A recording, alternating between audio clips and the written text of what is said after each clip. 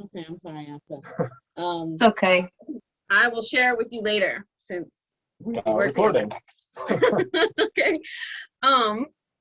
But as I was saying, is that they have so many resources at the STEM Library Lab, but one of which is this water kit here. Actually, I'm having a little trouble seeing it myself. There it is. So here and inside of it, there is 6 different containers, which makes it really easy for doing stations in your class. Right. And inside of it, there are 6 of these. As you can see, I have them all over here. And inside, there is 12 different water molecules like this. And then there is also chlorine and sodium. And one of the things we're not going to use today is there is some methane in there and some hydroxyl atom. And actually, Afra, if you can mute yourself, that would be great. All right, so here we go. Kind of how this presentation will work is sometimes I'll be teaching you like you're my students, and sometimes I'm gonna stop and talk to you like the awesome teachers you are, okay?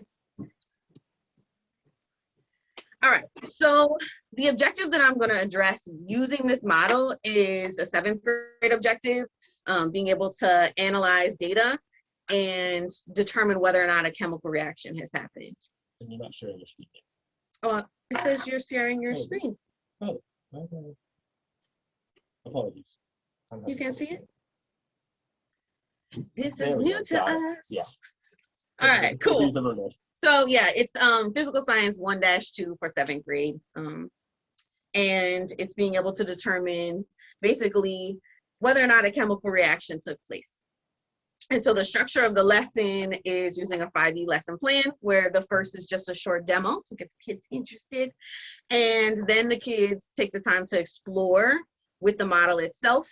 What you'll do is you would give each group one of these containers, and then you'll have some sort of a tray. I definitely recommend one with the lips on the side, and the STEM lab has plenty of them too to be able to use to make it easier so they don't fall on the floor. And then after that, to explain what the kids discovered and why they think they discovered like what happened with the models, and talk about how it relates to chemical reactions. And finally, the 5th E is to evaluate and complete an exit. Okay, so first, the engagement is talking about water's states of matter. You know, at this point in 7th grade, the kids have definitely talked about this. So you would ask, you know, okay, so what are the main states of matter and how does that relate to water? At this point, are we asking? You're welcome to. So, I mean, you can see, okay, so you can see I've included these gifts here is that, you know, we have solid, we have liquid, and we have gas.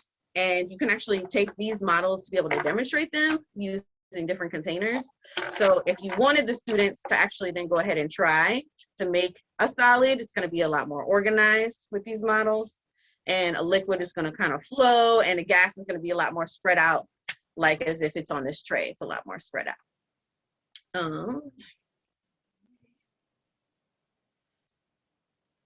But one of the things I want you to think about, something that we always kind of take for granted as a science teacher, is thinking about when I take the compound salt, sodium chloride, and I add it to liquid water. Generally, you know, I'm just gonna add food coloring for effect so you can see it. But in this case, so if I have some water that's green, so you can see it more easily, and if I add salt to it, well, let's think about this. Is this here, is this a physical change? Or is it a chemical reaction? Something to ponder, something to think about. So we're gonna really explore that today. So at this point, I would give the students either on Google Classroom, Google Docs, a worksheet, these 5 different questions. And they would actually go ahead and take the time to go through and explore these 5 questions using these models. So the first one is trying to figure out, okay, is of these, And mind you, we're talking about, you have these molecules and then you have the blue and the green, is telling them, okay, well, you have hydrogen, you have oxygen, you have sodium, you have chlorine. Which one is which? Which one is which? So they would be sitting here thinking about, okay, well, how can I figure this out? Well, then of course, like start playing the game and making all of this noise, but then figuring out, okay, well, I see that I have the two whites are bonded to the red, or they're attached to the red in some way. I see that the green is larger than the blue. I see that they're magnetic. And at this point, really, I would refer students, if they're stuck, refer them to the periodic table. Be like, okay, we've been talking about the periodic table. What evidence can you use to really try to figure out which one is which? And you want to make sure you give them time to really kind of construct this knowledge.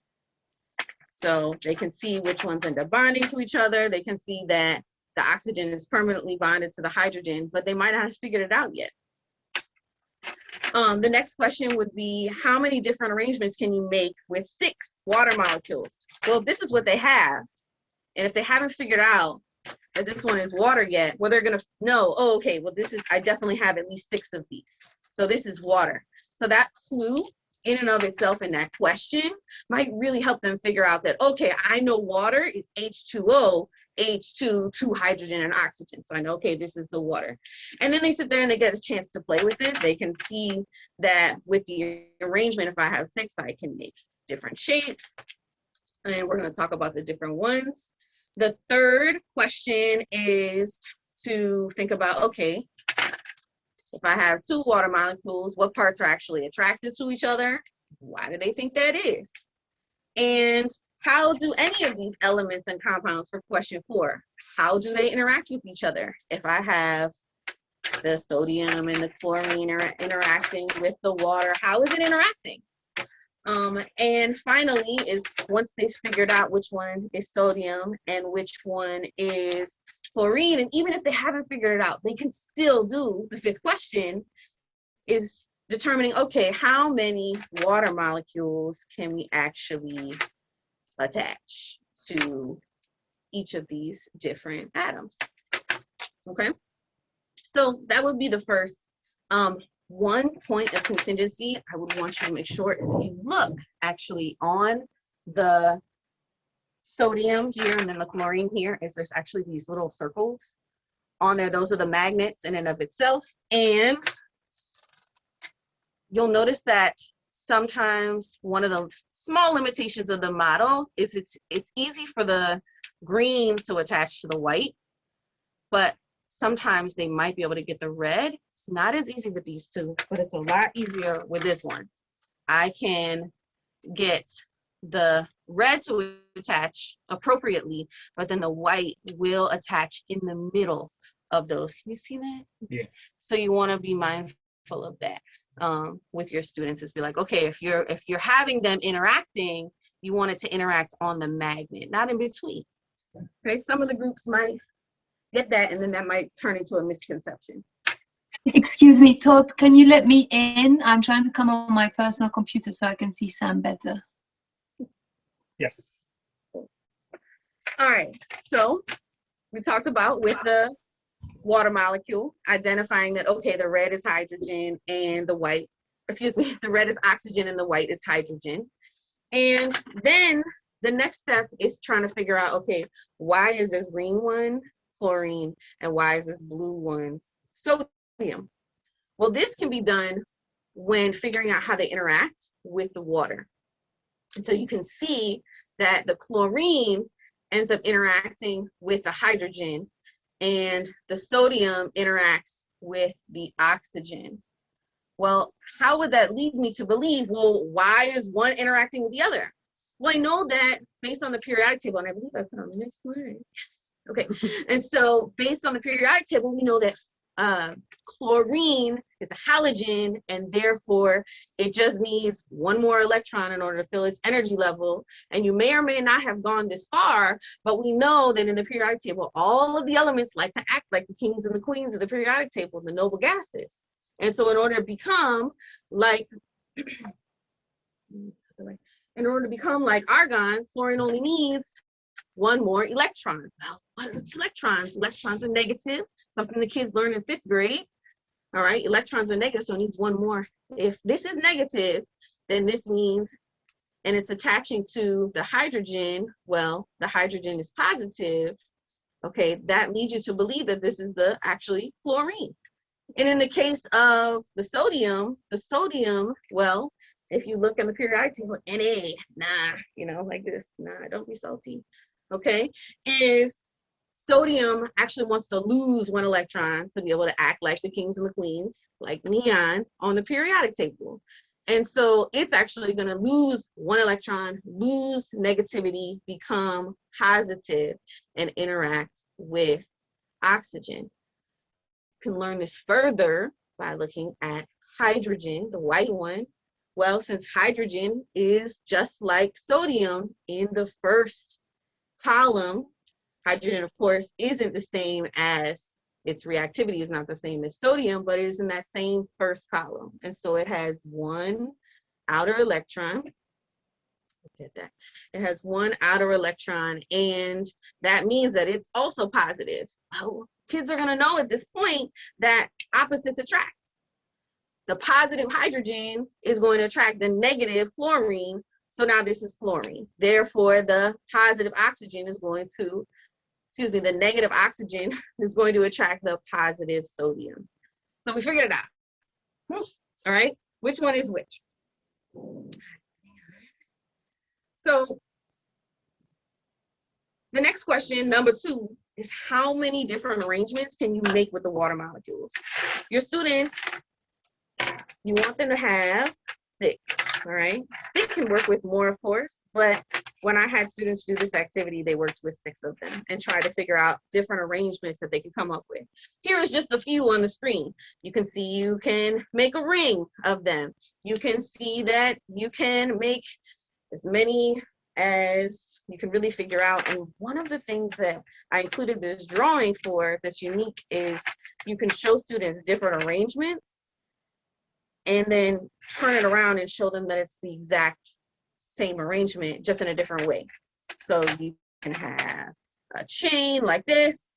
You can turn it around and have 4 connecting one way and 2 connecting to the top. This, although this doesn't necessarily address the objective of physical and chemical changes, it's important to really start developing students' spatial awareness of these models. So that way, as they develop further in their science, then they can have a better understanding of organic chemistry, how do these things actually interact? And then they might start questioning, well, why is it that a water molecule is attractive in some way? Why is it that one side of it is really positive and one side is negative? Because that's inevitably what these models are doing, is it's showing that these elements, and in this case, this compound, can actually have a form of polarity. And that will be a new vocabulary word you might want to talk about with your students, is the fact that water is in fact polar. And so they can discover this by thinking about this third question, is what parts of the water molecule are actually then attracted to each other? Well, we talked about hydrogen being positively charged and the oxygen side being more negatively charged. And you can see that as the water molecules interact with each other, those opposites, in fact, attract. And that's how it's possible that these 6 water molecules can form a ring, how they can form a chain. And this actually leads to so many different processes and models going on in our bodies and in the world around us.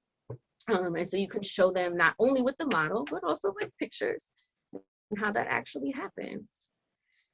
All right, question number 4 is, how do these elements and compounds actually interact? One of the also things I really like about using models like these is you can help your students differentiate between those vocabulary words. Like if I have one and it's one kind, it's an atom. It's also an element. Like if I have many of these blue ones together, well, it's an element. Even though there's two atoms, it's an element, it's one kind, okay? But then if I introduce another one, now I have, okay, now I still have two atoms, but I have two different elements because one is the sodium and one is the chlorine, two different colors, helps them to understand that. And then we know, of course, that when we have two or more elements chemically combined, we have the compound. So it's figuring out what they've already figured out, but just either writing it out, okay, just either writing it out or explaining it orally is how they actually interact with each other. Is that the sodium, of course, bonds to the chlorine, sodium chloride, okay? Then also, of course, the hydrogen bonds to the oxygen, forming water, commonly known. And then also, sodium would interact with the water molecule, like that, from the positive sodium to the negative oxygen side, on either side of it as well. Important to note that. And then in the case of chlorine, it's going to interact with the hydrogen side. So thinking about it, like, why is this? You can even get to the point where if you are trying to figure out, okay, well, what's the most that I can have the water molecules actually bond to the different elements? Well, if I have, you know, the chlorine, I mean, they can say, well, it has SAM, it has 6 magnets, so of course it's going to bond to 6, but then actually show it. You know, what about when it comes to the sodium? We can see it's actually like with 6, it's bonding to 6. So it'll end up looking like this. Give them time to explore. Give them time to construct this knowledge. So show them the model. Here's a picture of it, if you can see it on the presentation. But it's what actually, going back to the salt water we were talking about at the beginning, this is just regular water, excuse me. The salt water here is that when you add the salts to the water, well, what's actually happening? Well, right now, I can still see some of the salt at the bottom, you know, here. You can still see some of the salt at the bottom, but we know that if I take a stirring object and stir it up, it can completely dissolve. And once it's completely dissolved, what has happened is actually the sodium and the chlorine, the bond between the two, the ionic bond, but we haven't gotten that far with 7th graders, but that bond in between the two is going to break, and these atoms are going to associate with the water molecules. And you can see it in this picture, 2 different ways to show it, is that notice with the positive sodium, it's going to be surrounded by the negative oxygen sides. Whereas with the negative chlorine, it's going to be surrounded by all of the hydrogen from the water molecules because of the polarity. And this actually is related also to the solubility of salt, is the fact that it is in fact soluble in water, which means that it dissociates in the water. And you can see that with these models. Sometimes it's hard to conceptualize, like, well, okay, I know when I put salt in water or sugar in water and I stir it up, it goes away. And if I drink it, which in this case it would be safe, but I'm not going to do that in the lab because I'm a scientist and we don't drink stuff in the lab. So only sometimes. Anyway, and so in that case, you want to make sure that you're being safe, of course, in the lab. Here's another way to show it, the orientation of the water molecules and how they orient to interact with the salts. So here's what it all brings back to, is what kind of reaction is this? Is this a chemical reaction or is it a physical change? Well, we talked about, as if I'm talking to my students, you know, before we talked about chemical reactions and physical changes. You guys remember I lit that dollar bill on fire, for example, and that was a chemical change, right? Because you had the flame, for example. That's something I like to do with my students because it's fun. But in the case of salts, where you have sodium and you have chlorine, well, if it disassociates in water, the bond is broken. Isn't that what happens in a chemical change? That you have bonds have to break in order for some sort of chemical reaction to occur, right?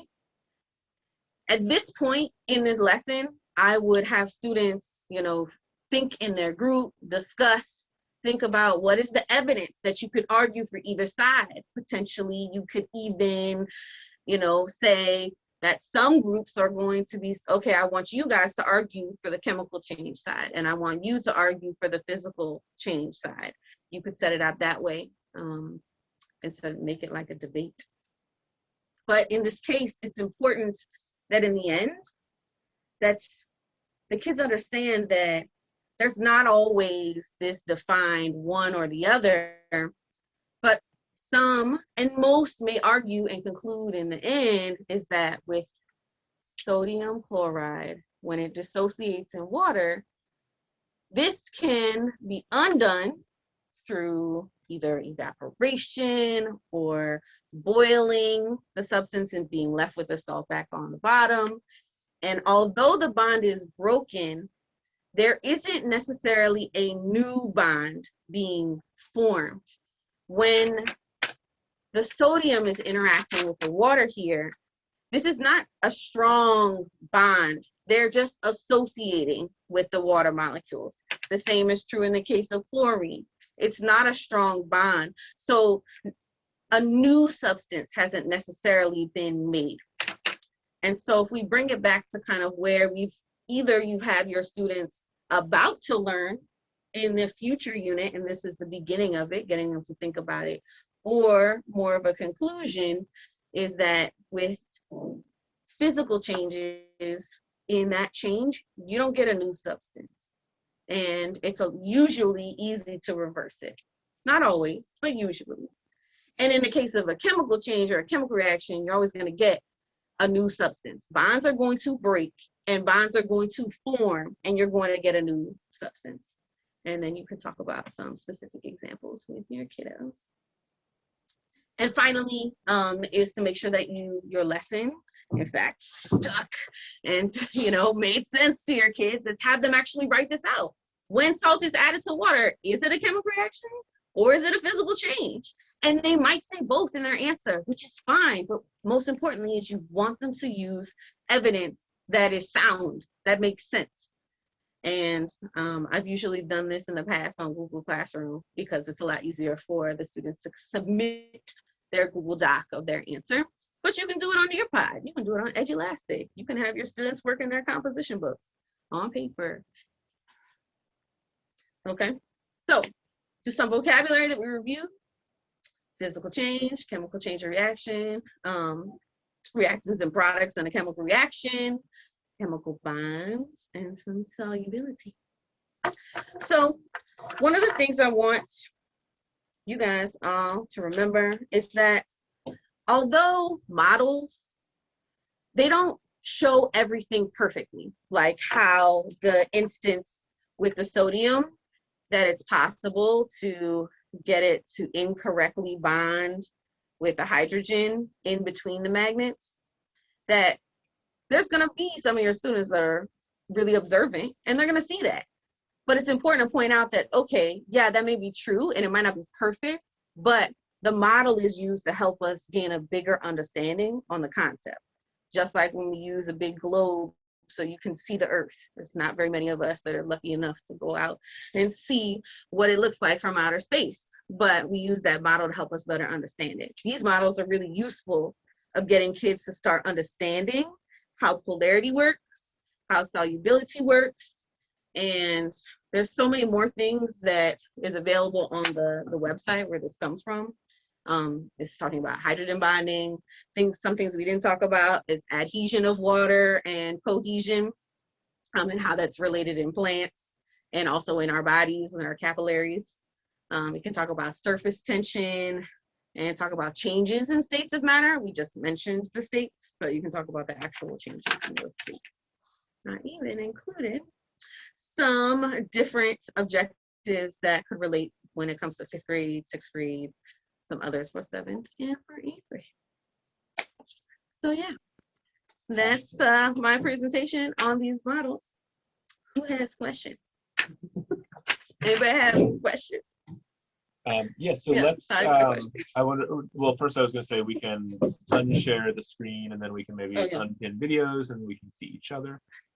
But no, let's open it up to questions. Good day. See this awesome thing from the STEM library. I want one of these fun dirty tablets. Mhm. I see some familiar faces. Hey there.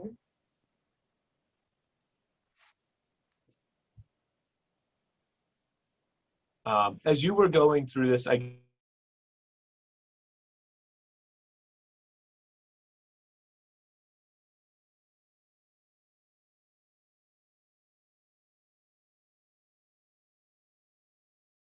guess the first question that the student, I would have said compound, then why isn't the chlorine now poisonous to me? And I don't know if we, I'm just throwing that out there. I don't know if you have the answer to that because I actually don't. Yeah, but no, but that's important to access that prior knowledge of the students, right? You know, when you have chlorine by itself and it's not chemically bonded to something else, it has certain properties. But when a chemical reaction occurs and when chlorine ends up binding to sodium, the chemical properties actually change. That ionic bond, allowing the sodium to share its 1 valence electron with the chlorine's 7 and creating a full shell, it changes those properties. And so it makes it so it's not hazardous. And that's really one of the really cool things about chemistry is that if you just break a bond and now here we have a new substance, it could be very different chemical properties. One is poisonous and kill you or poison you at least, and the other we can eat just fine.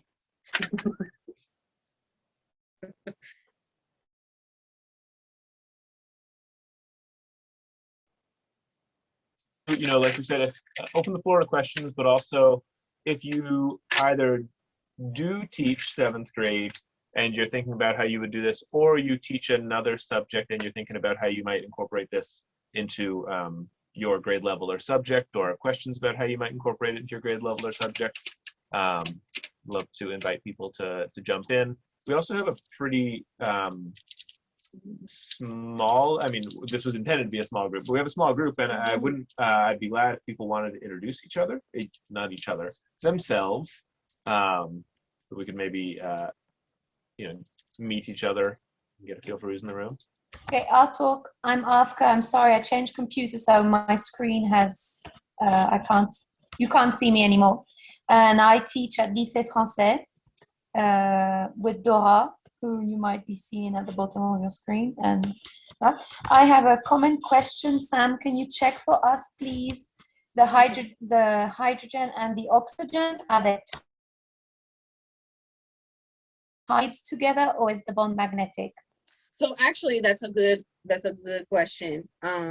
You can undo it. There is, like, looking specifically in the model in and of itself, is the magnet is inside the hydrogen, and the magnet on the oxygen is only on where the 2 pairs of valence electrons would be. So my question is, do you need to unscrew the hydrogen, or is it just magnetic?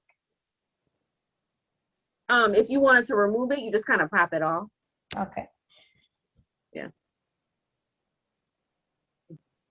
Good question. No, because I do not, but we started talking about it.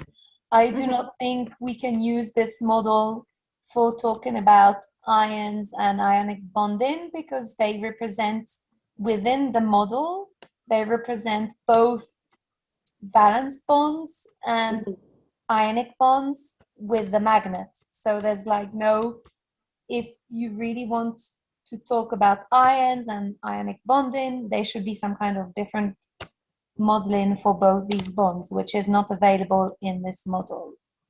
Right, that's true, but it will give a kind of a segue to like starting and talk about that, and then like I had said before with like the limitation of some models, that actually is an important topic of discussion. And if students discover that, like, hey, well then how come, you know, this ionic bond works this way with this model, and how come this valence bond works this way? Like, why would that be different? And getting them to understand that can be a limitation of it. You know, that's a good point. So what I would use this for would be trying to, because I had trouble putting the molecules back into the box, for instance. So you can ask the kids like, can you put all these molecules back in the box? And they see they have to kind of organize it a bit better, thus explaining the difference in a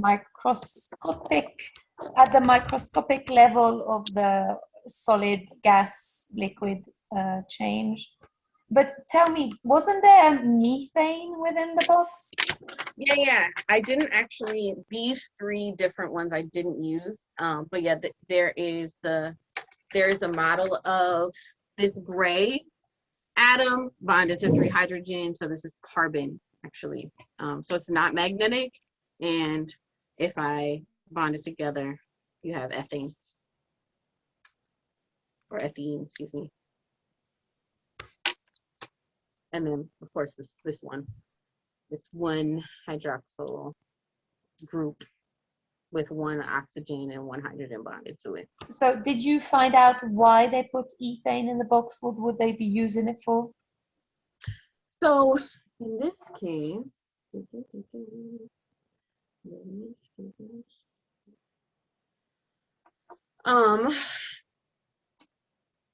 so this one was more kind of modeling just hydrogen bonding itself and not showing much other than that this is one of the really common molecules that is present in nature, because of the fact that carbon is so easy to bond to because it has 4 bonding sites, you know, 4 valence electrons. But in terms of the breadth of how it can be utilized, this kit is most unique for its work with water.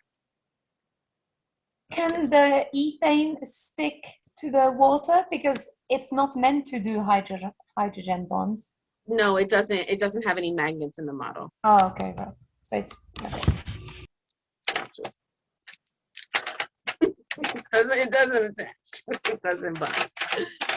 I was going to jump in real quick and just say, I know that you borrowed the molecular model set recently. So if there were limitations from the water molecule kit and you wanted to lead us in a community of practice around how to use so finally with my kids, I didn't use the water molecule kit. It was for myself at first to have fun, and I really didn't. The only thing that I really thought was interesting was the organization liquid solid gas, and I'd already done that, so I didn't want to use it again.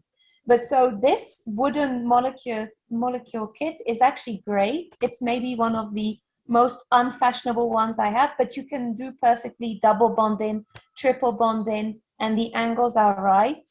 And it's really interesting for that compared to the new kits that come out. This old one is very good. Yeah, I don't know what to say. I didn't prepare it. It even has springs in it, you know, so that way you can adjust the angle as well. I think that's really cool. Cool. The only problem with that kit is that the hydrogens are yellow, so you have to walk through with the kids the conventions of the color conventions and so on. Mm-hmm. Yeah, so that's pretty cool. Cool. Thank you, Afka. Yeah. Any other questions? Anyone? I see there's a couple of things in the chat. Missed that a while, but yeah. Well, that's Afka. Yeah. Anyone else have a question? Have an idea how they might use this? Have a stroke of inspiration?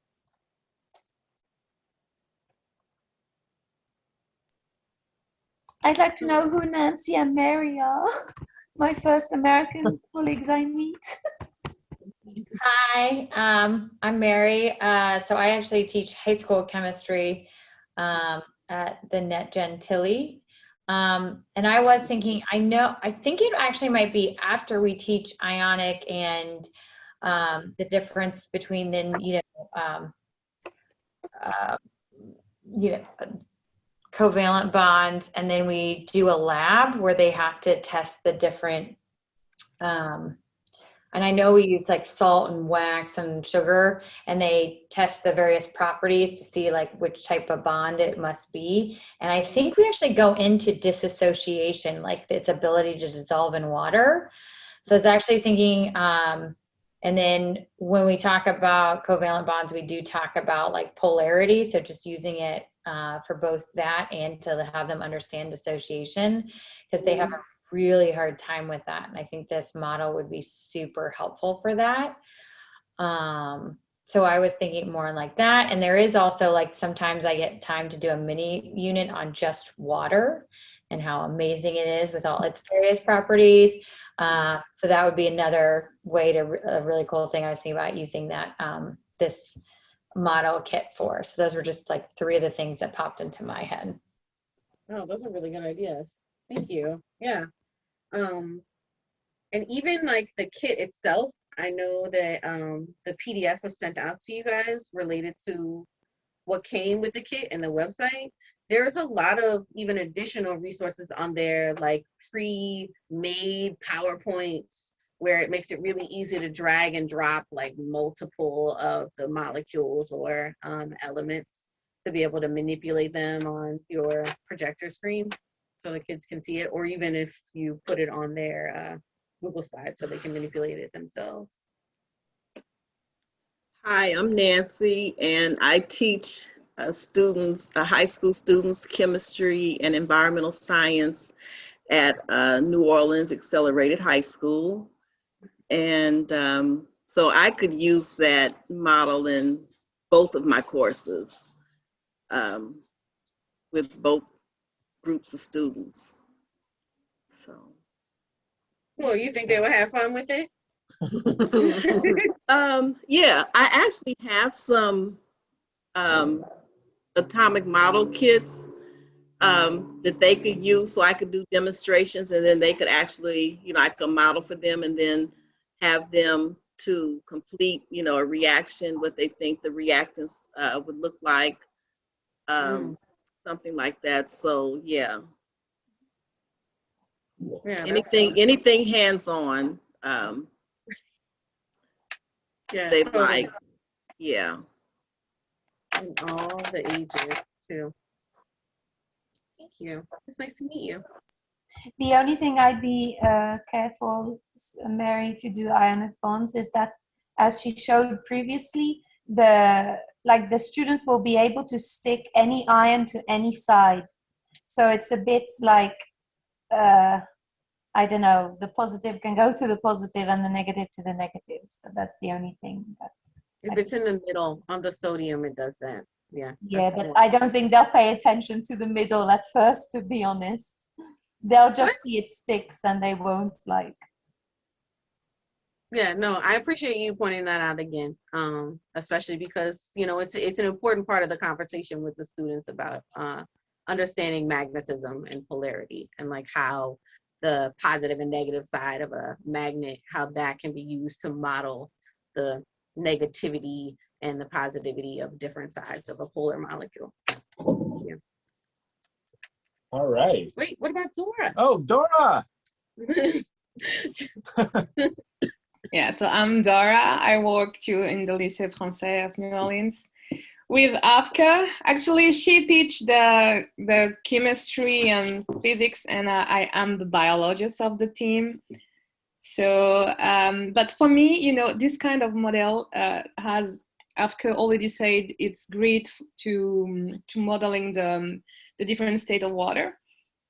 And I have a question. Do you have this kind of modeling, but more for the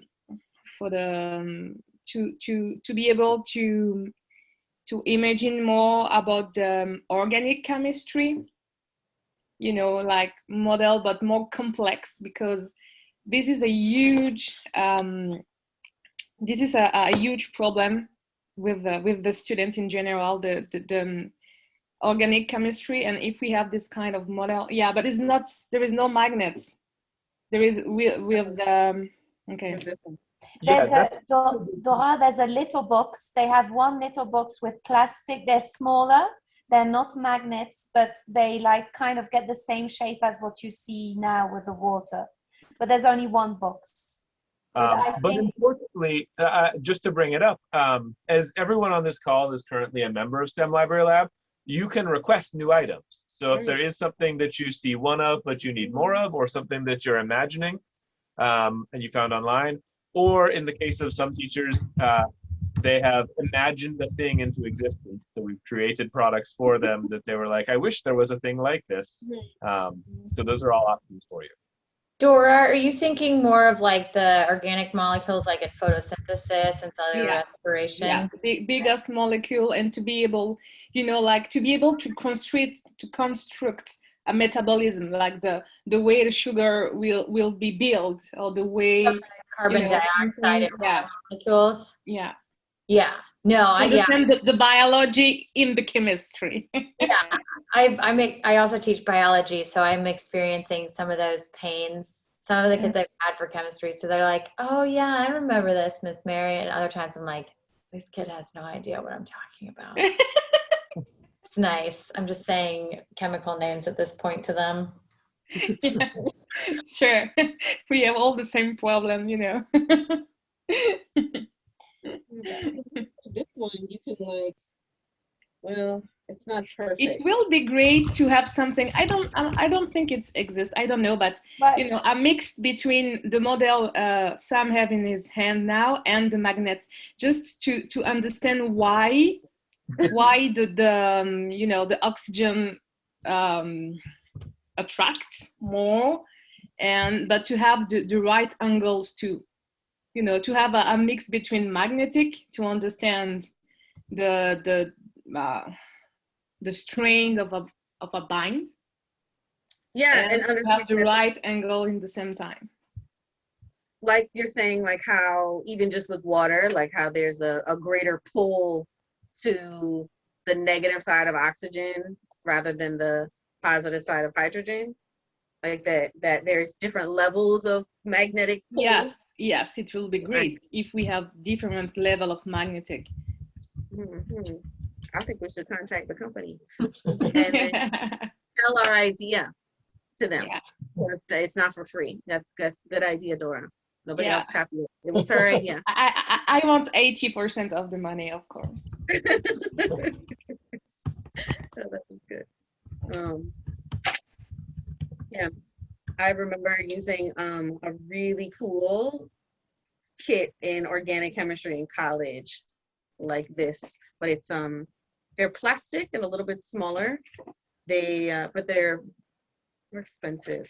But it worked in the very exact same way. And it didn't have these cool bending of the bonds here in this case, where it can show like how there's a larger bond in between, how hydrogen bonds, it's like a lot of times is not as strong as an ionic bond or certain covalent bonds and that kind of thing.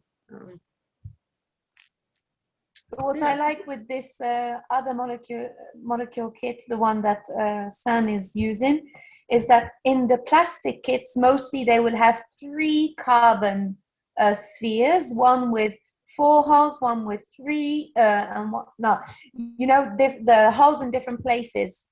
And so you're like, when you give the box to the kids, you're like, you have to take the dark black sphere to start with. Oh, you have to take the gray sphere. But with this one, you just give them the black sphere. And if there's a hole left, you go like, oh, the carbon is not happy. Look in the kit what you can do. And then they change the bond rather than changing the sphere. Yeah, it has actually, like, for example, this one, there's only one hole in it. So you know that this particular one is modeling. Well, Sam, I've never seen that one. In all the ones, the kids, my kids, show me that one. What color is it? An oxygen? This one here, it's kind of like a purple color. It has only one hole.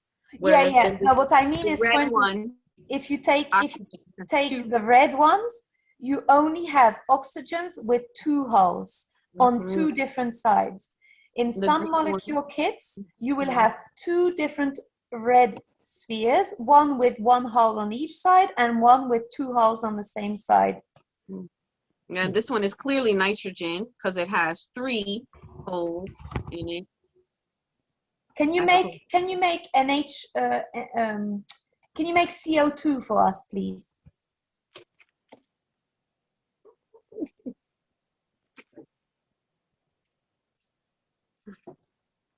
CO2. So she's starting like the pupils will with the wooden sticks, and then you'll be like, oh, but what's happening? None of them are happy. They have holes everywhere, and then they will have to. Oh yeah, there are springs in the box. Let's use the springs and see. Hmm. And so without changing the spheres, you just change the bonds. And that's easier, I think. Last year I was using a kit where they had to change the sphere, and so they wouldn't understand that they were actually using the same carbon. Look at that. Thank you, Africa. You're awesome. So this was fun. Yeah. I appreciate you guys all coming, and please feel free to reach out to me.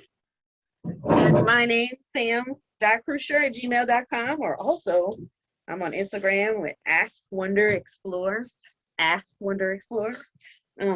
If you're interested, I dropped a piece. And I'm sure Todd wants to close us out real nice and pretty. So Todd, take it away. Yeah. Thanks y'all so much for joining us on our first community of practice of 2021. Let's see, there it is. All right. So the next steps are pretty simple. We're going to send you a real short Google survey just to get your feedback on this. As I mentioned, there is a gift card associated with having attended, and we'll send information on how you can redeem that as well. We'd like to make this a regular thing, and so would love to hear your feedback on topics that you'd either like to learn about or might be interested in sharing with other people. And then other than that, please follow us on social media. I think that's it. Thanks so much for joining. Merci. Au revoir. Merci. Thank you. Bye. Au revoir. Au revoir, Nancy, Marie. Nice to meet you. Nice to meet you too. Au revoir. Yeah. Au revoir, Nancy. Bye, Todd. Thanks, Sam. Bye, y'all. Thank you for Have a coming. good afternoon. Thanks for joining.